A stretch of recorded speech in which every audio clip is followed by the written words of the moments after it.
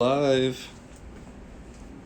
I was about to say that we're in West Hollywood, but we're in Manhattan. I'm excited because we have a first-time Botox user, and it's really important, especially in younger patients that are doing this prevention. You don't overdo it for number one, and for number two, you really assess their overall anatomy and the movement of the lines that they have. So at rest, if you see he's just starting to get some fine lines, which is the perfect time. Perfect brows, very nice facial shape, has great skin, so he wants to do prevention now for his wrinkles. So we can do what people call Botox or Guy Sport or Xeomin, whatever toxin you choose, or freezer. We're going to use Botox today to soften the lines. So squeeze in so you can show everybody. This is where the 11 lines form. This is called the glabellar complex. Relax. You can see some movement in those lines there.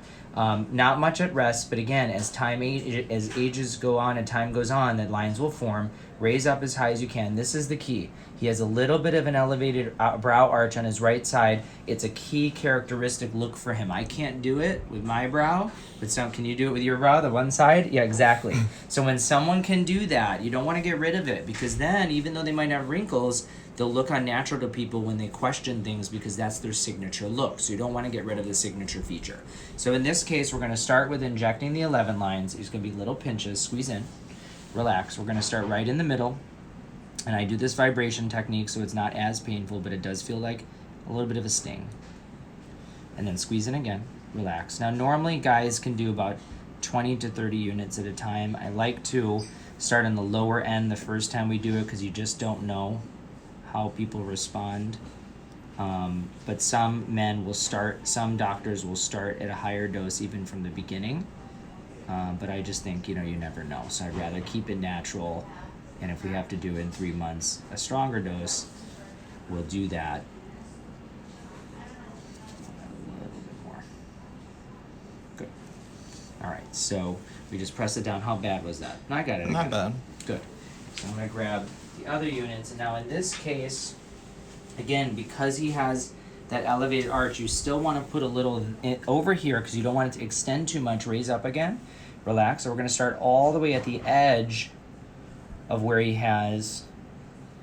Raise up again.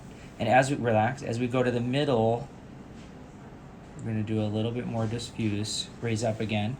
Good. Relax. Raise up again. Good. Relax. Raise up again. Relax. Raise up again. Relax. We want to definitely do some off to the side. Raise up again.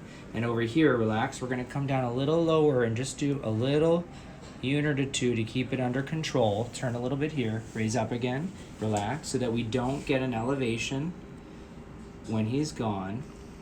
Raise up again. And now he has a little bit higher of a hairline. Raise up again.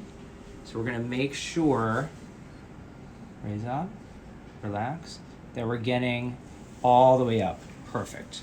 So that really is preventative Botox. How was it?